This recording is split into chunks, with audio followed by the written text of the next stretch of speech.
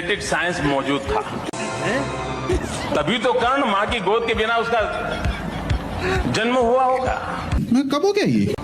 हम गणेश जी की पूजा करते हैं, कोई तो प्लास्टिक सर्जन होगा उस जमाने में जिसने मनुष्य के शरीर पर हाथी का सर रख करके प्लास्टिक सर्जरी की प्रारंभ की। और कैमरा वालों को कहा जाता है इस कोने से फोटो लो, इस कोने से फोटो लो, ताकि दुनिया को पता चले। भाइयों बहनों, हम तो पैदा ही गरीबी में हुए हैं।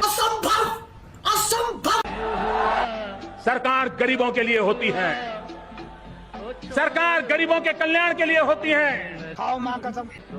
सरकार गरीबों के दुख दुख बांटने के लिए होती है। कोई सरकार अमीरों के जेब में नहीं होनी चाहिए। तुम्हें शर्म है कुछ? सरकार अमीरों के लिए नहीं होनी चाहिए, सरकार गरीबों के लिए होनी चाहिए। नरेंद्र मोदी कहते हैं भाई और बहनों, नाले में पाइप डालो। ये उसी नाले की बात करे जिसके गैस से नरेंद्र मोदी चाय बनाते हैं। छोटी सी बर्तन को उल्टा करके उसमें छेद करके एक पाइप डाल दिया, और जो गटर से गैस निकलता था, जूम करो, वो पाइपलाइन से अपने चाय के ठेले में ले लिया, और वो चाय बनाने के लिए उसी गैस का उपयोग करके चाय बनाता। सिंपल सी टेक्नोलॉजी।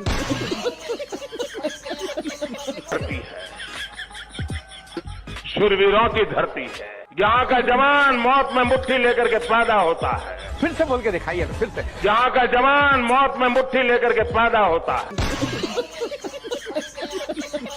ये चीजें देखता हूँ, मन को इतना संतोष होता है,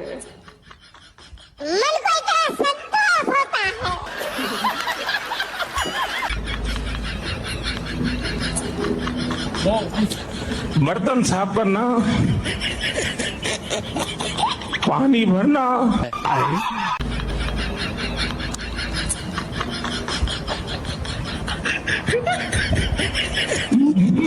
मजदूरी कर रहा।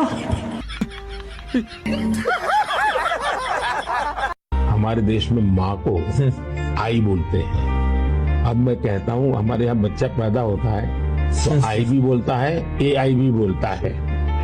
वो इतना एडवांस हो गया है। वाह मोदी जी, वाह वाह। और ये ऐसी शक्ति है, ये ऐसी शक्ति है, अगर मान लीजिए हम मैथमेटिक्स में A² + B² करें तो रिजल्ट क्या आता है? बदल। लेकिन मान लीजिए A + B × square into bracket square करे तो, A + B × ब्रैकेट स्क्वायर करे तो रिजल्ट आता है A² + 2AB + B²। ओके फिर ये एक्स्ट्रा 2AB मिलता है कि नहीं मिलता है? ये एक्स्ट्रा 2AB कहां से आया? अच्छा, तो भारत और कनाडा जब मिलता है तो एक्स्ट्रा 2AB निकलता है। What nonsense! I know that.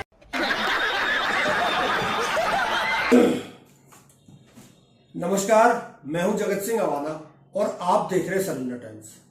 नमः नमः पार्वती पतिये हर हर। वाह योगी जी वाह, नमा पार्वती पते तक तो सही से निकल नहीं रहा है और बनते हैं हिंदुओं के सबसे बड़े ठेकेदार। अब ये मत कह दीजिएगा कि ये वीडियो AI से बनाया गया है। मुझे ये समझ में नहीं आ रहा है, जो व्यक्ति ठीक से मंत्र तक नहीं बोल पा रहा है, एक पैर पर खड़े होकर योग नहीं कर पाता है, वो धर्म की राजनीति का सबसे बड़ा चेहरा कैसे बन जाता है? कम से कम इनसे तो उच्चारण की शुद्धता की उम्मीद की जा सकती थी। हाँ, अगर यही काम मोदी जी करते तो भाई समझ में आता है कि उनसे हो जाती हैं गलतियां। नयनेन राज्यम लवणेन भोज्यम। खैर, अब मैं कुछ ज्यादा नहीं बोलूंगा, नहीं तो मेरे ऊपर भी FIR। 15 अगस्त को क्यों आजाद हुआ हमारा देश? 15 अगस्त को क्यों आजाद हुआ?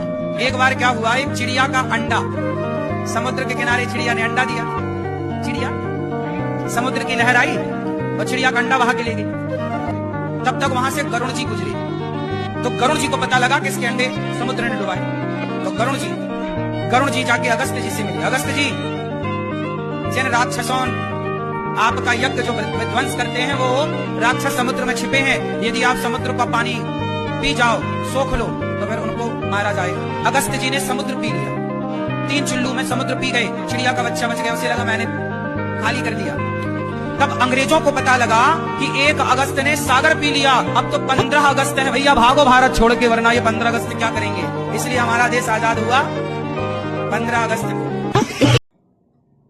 दोस्तों, इस समय भारत में राजनीतिक ट्रांसफॉर्मेशन का दौर चल रहा है और पहली बार इस देश में विपक्ष का नेता और प्रधानमंत्री आमने सामने आ गए हैं। राहुल गांधी अपने हर भाषण में जैन जी का जिक्र करते हैं, जैन जी को सलाह देते हैं कि वो देश के लिए खड़े हों, तो वहीं प्रधानमंत्री अपने भाषण में कांग्रेस को नंगा कहते हैं, कांग्रेस को कहते हैं कि ये सत्ता में आएंगे तो ये आपके मंगलसूत्र छीन लेंगे। दूसरी ओर राहुल गांधी एक बार फिर से, कल के भाषण आपने सुने होंगे, कल राहुल गांधी ने कहा कि प्रधानमंत्री कंप्रोमाइज्ड हो गए हैं, और कंप्रोमाइज्ड का जो नारा है, चाहे वो यूथ कांग्रेस का हो, चाहे वो महिला कांग्रेस का हो, चाहे वो सेवा दल का कोई नेता हो, या कोई भी रैली हो, कोई भी प्रोग्राम हो, कोई भी धरना हो, प्रदर्शन हो, कंप्रोमाइज्ड पीएम का नारा अब कांग्रेस के लिए एक विशेष नारा बन गया है, जो पीएम को घेरने के लिए बनाया गया है। दूसरी तरफ प्रधानमंत्री नंगे कांग्रेसी, मंगलसूत्र छीनने वाले कांग्रेसी, देश को बेचने वाले कांग्रेसी और इस तरह के ढेरों नारों को और गोदी मीडिया के साथ अपने इन चीजों को सबको आगे बढ़ाते हुए, और ट्रेड डील पर जिस तरह से गोदी मीडिया ने बार बार कहा कि ये मास्टर स्ट्रोक है। आपको याद होगा कि जब 50% टैरिफ लगा तो उस समय यही देश का मीडिया, हमारे देश का गोदी मीडिया ट्रंप को गाली दे रहा था। जब ऑपरेशन सिंदूर में ट्रंप ने घोषणा की सीज फायर की, उस समय हमारा गोदी मीडिया कह रहा कि ट्रंप पागल हो गया है। लेकिन जब ट्रंप ने 25% कम किया टैक्स, यानी जो रूस से तेल लेना बंद किया भारत ने, उसके बाद 25% कम किया और 25 में से भी 18% पर आ गया, तो ये भारत के लिए मास्टर स्ट्रोक हो गया। गोदी मीडिया इसे मास्टर स्ट्रोक के रूप में पब्लिक के सामने लाना शुरू कर देता है। परंतु एक बार फिर से आज रात को ट्रंप सोते हुए उठे और उन्होंने कहा नहीं,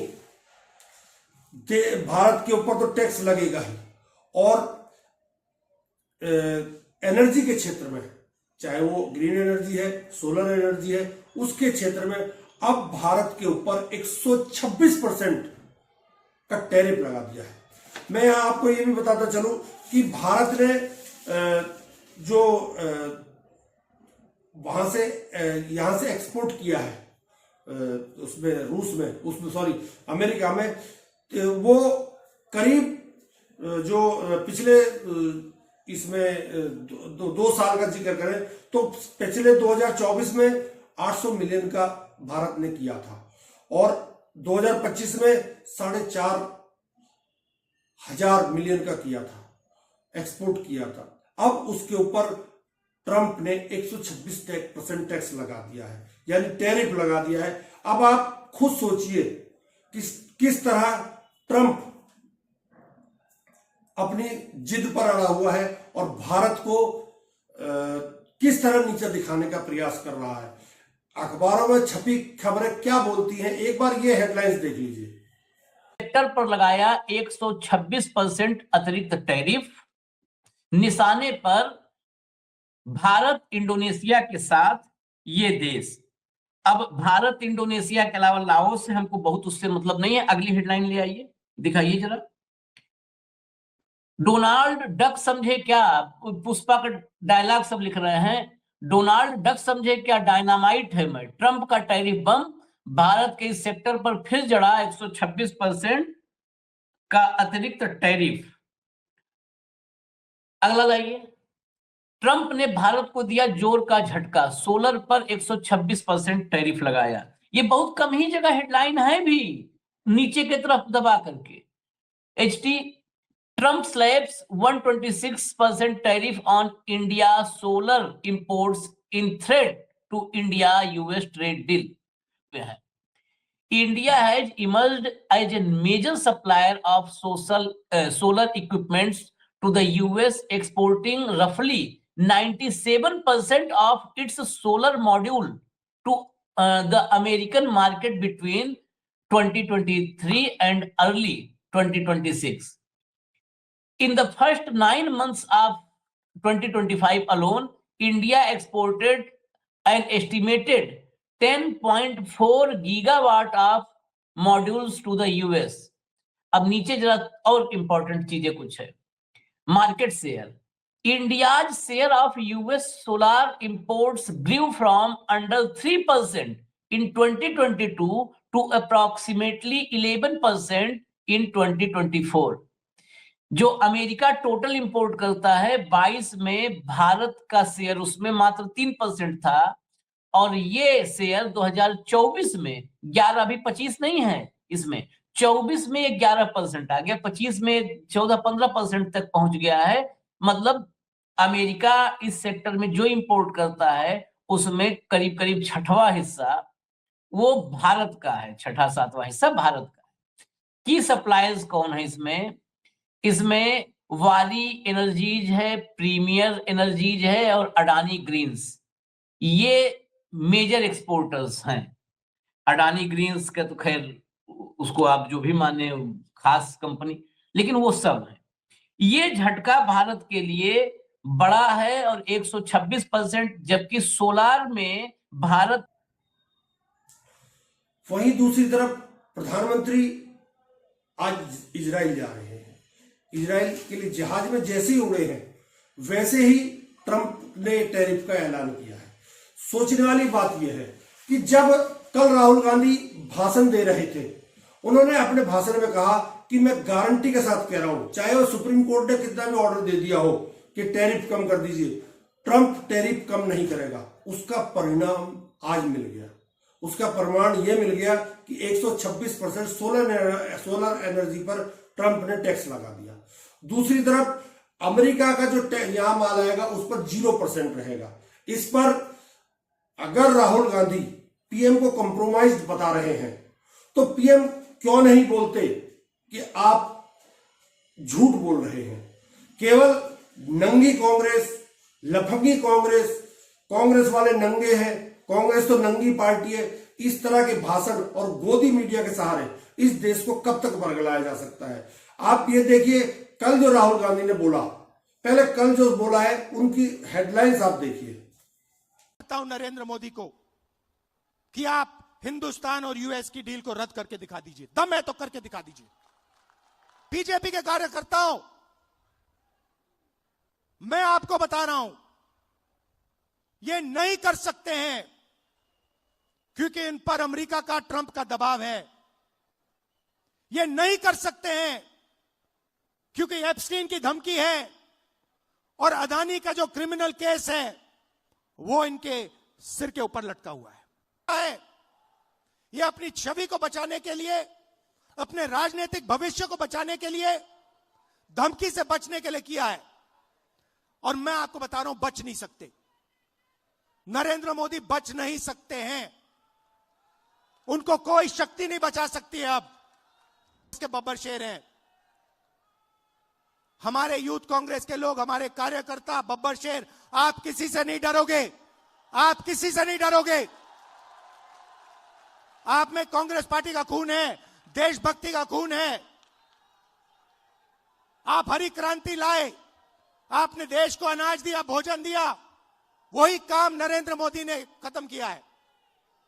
आपने इंडस्ट्री बनाई, वही काम नरेंद्र मोदी ने खत्म किया. आप 21वीं सदी में आईटी रेवोल्यूशन लाए, डेटा देकर, वही काम नरेंद्र मोदी ने खत्म किया. आपको डरने की जरूरत नहीं. जो भाषण दिया कल, उस भाषण में कंप्रोमाइज पीएम कंप्रोमाइज है. पीएम डरते हैं. पीएम अमेरिका के सामने नतमस्तक है. पीएम एप्स्टीन फाइल से डरते हैं. पीएम हरदीप पुरी से डरते हैं. पीएम पता नहीं किस किस से डरते हैं. उसके बावजूद पीएम आज इजराइल जा रहे हैं, जहां इस समय युद्ध के आसार बने हुए हैं। किसी भी देश का प्रधानमंत्री हो या राष्ट्रपति हो, ऐसे हालातों में विदेश का दौरा नहीं करता है। और अपने यहां हमारे इस देश में इस समय क्या हालात है आप ये देखिए, पूरब से लेकर पश्चिम तक, पश्चिम से लेकर उत्तर तक हर जगह अफरा तफरी का माहौल है। जहां शंकराचार्य को घेरने का प्रयास लोग कर रहे थे कि शंकराचार्य जो है बलात्कारी है, शंकराचार्य ने दुराचार किया है, वही शंकराचार्य के खिलाफ जो बोल रहा था वो आदमी सामने आ गया कि मुझे तो इन्होंने पैसे का लालच दिया था। एक नॉर्थ ईस्ट की लड़की क्या बोल रही है, उसके साथ क्या बदतमीजी दिल्ली में हुई है, वो अब आप एक बार देख लीजिए।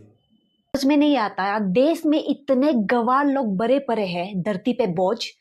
जब नॉर्थ ईस्ट के लोगों को पता है इंडिया के बाकी स्टेट्स में क्या खाते हैं, क्या पीते हैं, क्या ट्रेडिशन है उन लोगों का, क्या कल्चर है, लैंग्वेज क्या बोलते हैं, कौन से स्टेट में क्या खाते पीते, हर चीज अगर हम लोगों को इतना कॉमन नॉलेज, जनरल नॉलेज पता है, तो बाकी स्टेट्स के गवार लोगों को कैसे पता नहीं कि नॉर्थ ईस्ट कहाँ में है, नॉर्थ ईस्ट में कैसे लोग रहते हैं, नॉर्थ ईस्ट है पता ही नहीं है। इतना गवार कैसे हो सकता है? लोग इंडिया में रहते हुए इंडियन मैप पता नहीं, इंडिया का मैप कैसा दिखता है वो पता नहीं, कभी देखा नहीं।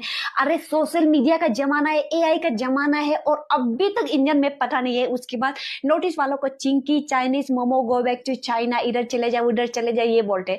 अगर तुम सभी काले हो तो, सांवला रंग के हो तो क्या हम उसे अफ्रीकन बोलेंगे, अफ्रीका से आया हुआ बोलेंगे? ऐसा तो नहीं है ना। हमारे मेरा रूम चेक करो, एक भी चीज मिला ना उसके बाद देखेंगे। पीछे करके बात कर, देखा ना, उंगली पीछे करके बात कर, उंगली पीछे करके बात कर। चेक कीजिए, मैं चेक कीजिए, खड़ी हूँ। चल चल चल चेक कीजिए, चेक कीजिए, तो चल।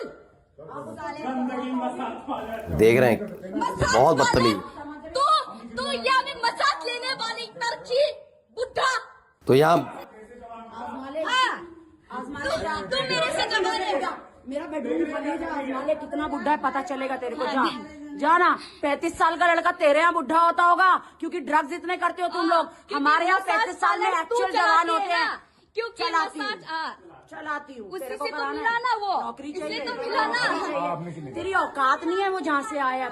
अब आप खुद अंदाजा लगाइए, जहां इस देश में हर शहर में अशांति का माहौल हो, हर गांव में अशांति का माहौल हो, हर आदमी एक दूसरे के खिलाफ बोल रहा हो, या एक समुदाय विशेष को टारगेट कर रहा हो, या नॉर्थ ईस्ट और वेस्टर्न का अंतर बता रहा हो कि तुम चिंकी हो, तुम मोमोज हो, तुम ये हो। अभी आपने सुना वीडियो, मैं कुछ नहीं बोल रहा हूं। उसके बावजूद पीएम इस तरह से कैसे बोल सकते हैं? और पीएम इन हालातों में देश को छोड़ के कैसे जा सकते हैं, जहां किसान सड़कों पर आने के लिए तैयार बैठे हुए हैं, जहां बेरोजगार युवा सड़कों पर आने के लिए तैयार है, जहां एक आम आदमी रोजी रोटी के लिए भटक रहा है, वहां इस समय इजराइल क्यों जा रहे हैं पीएम? इस पर सवाल उठ रहे हैं। पीएम का इस समय दौरा कहीं ना कहीं संदेह तो पैदा करता है। संदेह यह भी पैदा करता है कि जो एप्स्टीन फाइल में नाम आ रहे हैं, क्योंकि आपको याद होगा इजराइल से शुरू हुआ था इसको, पीएम ने इजराइल में ही जाकर वो जो कागजों में लिखा हुआ था कि नाचना भी है गाना भी है, तो वो वहीं से शुरू हुआ था। लेकिन इजराइल में तो युद्ध के आसार हैं। ऐसे में क्या पीएम को वहां जाना चाहिए, या पीएम यहां से जो यहां के हालात हैं उनसे भाग कर गए हैं? सोचने वाली बात यह है। कांग्रेस एक नारे पर खड़ी हुई है, कंप्रोमाइज पीएम है, और इन्होंने देश को बेच दिया है अमेरिका के हाथों। अमेरिका से डील जो होनी है उस पर भी राहुल गांधी ने कहा कि अब ये कुछ नहीं कर पाएंगे, जो डील फाइनल होगी। और इसका ऐलान बाकायदा ट्रंप भी कर चुके हैं कि मैं कोई बदलाव नहीं करूंगा। अब आप खुद सोचिए, जब इतने हालात हैं, जब इतने बुरे हालात हैं, एक प्रदर्शन करने वालों के खिलाफ आप उन्होंने कपड़े उतारे, मैं मानता हूं गलत था, लेकिन उन्होंने बनियान तो पहना हुआ था, एकदम नंगे तो नहीं थे। उसको आपने राष्ट्रीय मुद्दा बना दिया, उसको आपने इंटरनेशनल मुद्दा बना दिया, जो कि मुद्दा था ही नहीं। अगर उन लड़कों को उठा के 151 बंद कर तो उनकी जमानत हो जाती, कहीं ना खबर छपती ना खबर बनती। लेकिन इसको जानबूझकर, क्योंकि ट्रेड डील से ध्यान भटकाना है इस देश का, क्योंकि इस देश के मुद्दों से ध्यान भटकाना है, क्योंकि कांग्रेस को खलनायक बनाना है कि मैं इंटरनेशनल सबमिट कर रहा था, उसमें कांग्रेस ने ये काम किया है। अब आप खुद सोचिए, जब सारे मुद्दे इस देश में जस के तस हैं, तो ऐसे में पीएम को ऐसे देश में जाना जहां युद्ध के आसार हैं, क्या आपको जायज लगता है? ऐसी पीएम की क्या मजबूरी है कि वो इजराइल गए हैं? सोचने वाली बात है। कहीं कुछ और झोल तो नहीं है, कहीं पेगासिस का तो कोई जिक्र नहीं है, कहीं एप्स्टीन का तो कोई जिक्र नहीं है, कहीं ट्रेड डील के लिए तो कुछ नहीं हो रहा है, होने वाला है, कहीं कुछ और नया तो नहीं पक रहा है। ईरान हमारा मित्र है, ईरान से भी हमारे संबंध अच्छे हैं, हमारे इराक से भी अच्छे हैं और हमारे इजराइल से भी अच्छे हैं। लेकिन ईरान और इजराइल और अमेरिका, तीन देश इस समय आमने सामने खड़े हुए हैं। ऐसे में इस चौथे देश को वहां घुसने की जरूरत क्या है? सोचने वाली बात है। हम तो रोज सोचते हैं, कभी आप भी सोच लीजिए कि क्यों जा रहे हैं, ऐसी क्या मजबूरी है हमारे पीएम की? क्या एक बार फिर से कंप्रोमाइज्ड होने के लिए जा रहे हैं इजराइल के सामने, या कहानी कुछ और है? खैर, पता चल जाएगा, हम लोग आपको बता देंगे, गोदी मीडिया नहीं बताएगा। गोदी मीडिया ढिंडोरा पीट रहा है कि पीएम के स्वागत के लिए क्या क्या हो रहा है यरूशलेम में। हम नहीं बताएंगे ये बात, हम आपको जो सच होगा वो बताएंगे। नमस्कार, बहुत बहुत धन्यवाद।